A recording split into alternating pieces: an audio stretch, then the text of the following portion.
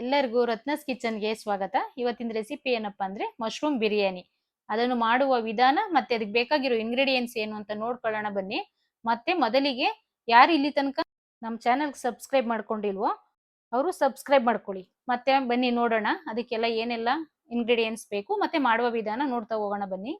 ಮೊದಲಿಗೆ ಪುದೀನ ಸೊಪ್ಪು, ಕೊತ್ತಂಬರಿ ಸೊಪ್ಪು, ಹಸಿಮೆಣಸಿನಕಾಯಿ, ಚಕ್ಕೆ, ಲವಂಗ, ಮೆಣಸು, ಬೆಳ್ಳುಳ್ಳಿ, ಶುಂಠಿ ಇದೆಲ್ಲಾನು ಒಂದು ಜಾರಿಗೆ ಹಾಕೊಂಡು ನೀಟಾಗಿ ಸ್ವಲ್ಪ ನೀರು ಹಾಕೊಂಡು ಗ್ರೈಂಡ್ ಮಾಡಿ ಇಟ್ಕೊಬೇಕು. ನೋಡಿ ಎಲ್ಲ ನೀಟಾಗಿ ಹಾಕೋಬೇಕು. ನಂತರ ತೆಂಗಿನಕಾಯಿ ಹಾಲು, ಮಶ್ರೂಮು, ಮೊಸರು, ಮಸಾಲೆ, ರುಬ್ಬಿರೋ ಮಸಾಲೆ, ಧನಿಯಾ ಪುಡಿ, ಅರಿಶಿನ ಪುಡಿ, garam masala, chilli powder, tomato, ಈರುಳ್ಳಿ, ಕ್ಯಾಪ್ಸಿಕಮ್, ಒಂದು ಲಿಂಬೆಹಣ್ಣು. ನಂತರ ಸ್ಟವ್ ಹಚ್ಕೊಂಡು ಒಂದು ಪಾನ್ ಇಟ್ಕೊಂಡು ಅದರಲ್ಲಿ ಸ್ವಲ್ಪ ಎಣ್ಣೆ ಹಾಕೊಬೇಕು. ನಂತರ ಅದಕ್ಕೆ ಸ್ಟಾರು, ಪಲಾವ್ ಸಾಮಾನು ಒಟ್ಟಿನಲ್ಲಿ ಎಲ್ಲ ಮಿಕ್ಸು, ಓಂಕಾಳು, ಪಲಾವ್ ಎಲೆ, ಕಲ್ಲು ಎಲ್ಲ ಹಾಕೊಂಡು ನೀಟಾಗಿ ಸ್ವಲ್ಪ ಫ್ರೈ ಮಾಡ್ಕೊಬೇಕು. ಅದನ್ನ ಲೋ ಫ್ಲೇಮಲ್ಲಿ ಫ್ರೈ ಮಾಡ್ಕೊಂಡು ನಂತರ ಹಚ್ಚಿಟ್ಕೊಂಡಿದ್ವಲ್ಲ ಮೊದಲೇ ಅದು ಈರುಳ್ಳಿ ಹಾಕೊಬೇಕು. ಅದನ್ನು ಬ್ರೌನ್ ಕಲರ್ ಬರೋ ತನಕ ಫ್ರೈ ಮಾಡ್ಕೋಬೇಕು.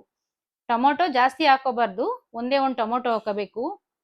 ಪಲಾವ್ ಆದರೆ ಟೊಮೊಟೊ ಬಾತ್ ಆದರೆ ಜಾಸ್ತಿ ಹಾಕೊಬೇಕು, ಬಿರಿಯಾನಿಗೆ ಜಾಸ್ತಿ ಹಾಕೋಬಾರ್ದು. ನೋಡಿ ಒಂದು ಟೊಮೊಟೊ ಹಾಕೊಂಡಿದ್ದೀನಿ, ಅದು ನೀಟಾಗಿ ಲೋ ಫ್ಲೇಮಲ್ಲಿ ಫ್ರೈ ಮಾಡ್ಕೊತಾ ಇದ್ದೀನಿ. ನಂತರ ಕ್ಯಾಪ್ಸಿಕಮ್ ಹಚ್ಚಿಟ್ಕೊಂಡಿದ್ನಲ್ಲ ಅದನ್ನು ಹಾಕೊಂಡಿದ್ದೀನಿ, ಅದನ್ನು ಹಾಗೆ ಫ್ರೈ ಮಾಡ್ಕೊಬೇಕು. ನೋಡಿ ಎಷ್ಟು ಚೆನ್ನಾಗಿ ಬರ್ತಿದೆ ಅಂತ. ನಂತರ ರುಬ್ಬಿಟ್ಟಿರೋ ಮಸಾಲೆ ಹಾಕೊಬೇಕು, ಅದು ಹಸಿ ವಾಸನೆ ಹೋಗೋ ಗಂಟನು ಫ್ರೈ ಮಾಡ್ಕೋಬೇಕು ಅದನ್ನು ನೀಟಾಗಿ. ನೋಡಿ ಇವಾಗ ಅರಿಶಿನ ಮತ್ತೆ ಚಿಲ್ಲಿ ಪೌಡ್ರ್ ಹಾಕೊತಿದ್ದೀನಿ. ಖಾರ ನಿಮ್ಗೆ ಎಷ್ಟು ಬೇಕೋ ಆ ಮೆಜರ್ಮೆಂಟ್ ಮೇಲೆ ಹಾಕೊಳ್ಳಿ. ನಂತರ ಧನಿಯಾ ಪುಡಿ ಹಾಕೊತಾ ಇದ್ದೀನಿ 1 ಸ್ಪೂನು, ಮತ್ತೆ 1 ಸ್ಪೂನು ಗರಂ ಮಸಾಲ ಹಾಕೊಂಡಿದ್ದೀನಿ. ನಂತರ ಸ್ವಲ್ಪ ಏಲಕ್ಕಿ ಪುಡಿ ಹಾಕೊಂಡಿದ್ದೀನಿ ಜಜ್ಜಿ. ನಂತರ ಉಪ್ಪು ಹಾಕೊಂಡಿದ್ದೀನಿ, ಅದನ್ನ ಫ್ರೈ ಮಾಡಕ್ಕೆ ಎಷ್ಟು ಬೇಕೋ ಅಷ್ಟನ್ನು ಮಾತ್ರ ಈಗ ಹಾಕೊಬೇಕು. ನಂತರ ನೀರು ಹಾಕಿದ್ಮೇಲೆ ಸ್ವಲ್ಪ ಹಾಕೋಬೇಕು ರುಚಿಗೆ ತಕ್ಕಷ್ಟು. ನೋಡಿ ಲೋ ಫ್ಲೇಮಲ್ಲಿ ಈ ಥರ ಫ್ರೈ ಮಾಡ್ಕೋಬೇಕು ನಿಧಾನಕ್ಕೆ. ನಂತರ ತುಪ್ಪ ಹಾಕೋಬೇಕು, 2 ಸ್ಪೂನ್ ತುಪ್ಪ ಹಾಕೊಳ್ಳಿ. ನಾನು ಎಣ್ಣೆ ಹಾಕೊಂಡಿದ್ದೀನಿ, ತುಪ್ಪ ಸ್ವಲ್ಪ ಕಡಿಮೆ ಹಾಕೊಂಡಿದ್ದೀನಿ, ನಿಮ್ಗೆ ಎಷ್ಟು ಬೇಕೋ ಅಷ್ಟು ಹಾಕೊಳ್ಳಿ ತುಪ್ಪ. ಅದನ್ನು ಹಾಕೊಂಡು ನಿಧಾನಕ್ಕೆ ಫ್ರೈ ಮಾಡ್ಕೋಬೇಕು, ಲೋ ಫ್ಲೇಮಲ್ಲಿ ಮಾಡ್ಕೊಬೇಕು. ನೋಡಿ ಎಷ್ಟು ಚೆನ್ನಾಗಿ ಬರ್ತಿದೆ ಅಂತ. ನಂತರ ರುಬ್ಬಿಕೊಂಡಿರೋ ತೆಂಗಿನಕಾಯಿ ಹಾಲು ಮತ್ತೆ ಮೊಸರು ಹಾಕೊಬೇಕು. ನೋಡಿ ಮೊಸರು ಸ್ವಲ್ಪನೇ ಹಾಕೊಂಡಿದ್ದೀನಿ, ಮೊಸರು ಲಿಂಬೆಹಣ್ಣು ಹಾಕ್ತೀನಲ್ಲ ಅದರಿಂದ ಸ್ವಲ್ಪ ಮೊಸರು ಹಾಕೊಂಡಿದ್ದೀನಿ. ನಿಧಾನಕ್ಕೆ ಅದನ್ನು ಹಾಗೇನೆ ಕ್ಲೀನಾಗಿ ಫ್ರೈ ಮಾಡ್ಕೊಂಡಿದ್ದೀನಿ. ನೋಡಿ ಎಷ್ಟು ಚೆನ್ನಾಗಿ ಮಿಕ್ಸ್ ಆಯಿತು ಅಂತ. ನಂತರ ಮೊದಲೇ ತೊಳೆದಿಟ್ಕೊಂಡಿದ್ನಲ್ಲ ಆ ಮಶ್ರೂಮ್ ಹಾಕೊತಾ ಇದ್ದೀನಿ, ಅದನ್ನು ಹಾಗೇನೆ ನಿಧಾನಕ್ಕೆ ಬೇಯಿಸ್ಕೊಬೇಕು. ಸ್ವಲ್ಪ ಹೈ ಫ್ಲೇಮಲ್ಲೇ ಬೇಯಿಸ್ಕೊಳ್ಳಿ ಮಶ್ರೂಮ್ನು, ಲೋ ಫ್ಲೇಮಲ್ಲಾದರೆ ಬೇಗ ಬೇಯಲ್ಲ. ನಂತರ ಒಂದು ನಿಂಬೆಹಣ್ಣು ತಗೊಂಡು ನೋಡಿ ಈ ಥರ ರಸ ಇಂಟ್ಕೋಬೇಕು. ಒಂದು ನಿಂಬೆಹಣ್ಣು ತಗೊಂಡಿದ್ದೀನಿ. ನಂತರ ನಿಧಾನಕ್ಕೆ ಫ್ರೈ ಮಾಡ್ಕೊಳ್ಳಿ. ನೋಡಿ ಎಷ್ಟು ಚೆನ್ನಾಗಿ ಬೇಯ್ತಿದೆ ಅಂತ. ಬೇಯಕ್ಕೆ ಮೊದಲೇ ಹಾಕ್ಬಾರ್ದಿಲ್ಲ, ಹಸಿ ಹಸಿ ಬರುತ್ತೆ ಅದು.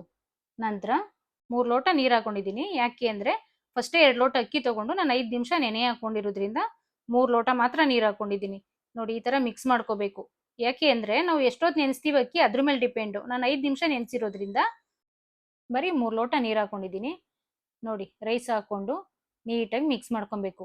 ಒಂದು 5 ನಿಮಿಷ 10 ನಿಮಿಷ ಮಿಕ್ಸ್ ಮಾಡ್ಕೊಳ್ಳಿ, ಒಮ್ಮೆಲೆ ಮುಚ್ಚಳ ಮುಚ್ಚಬಾರ್ದು. ನೋಡಿ ಈಗ ನಿಧಾನಕ್ಕೆ ಲೋ ಫ್ಲೇಮಲ್ಲೇ ಮಾಡ್ಕೊಬೇಕು.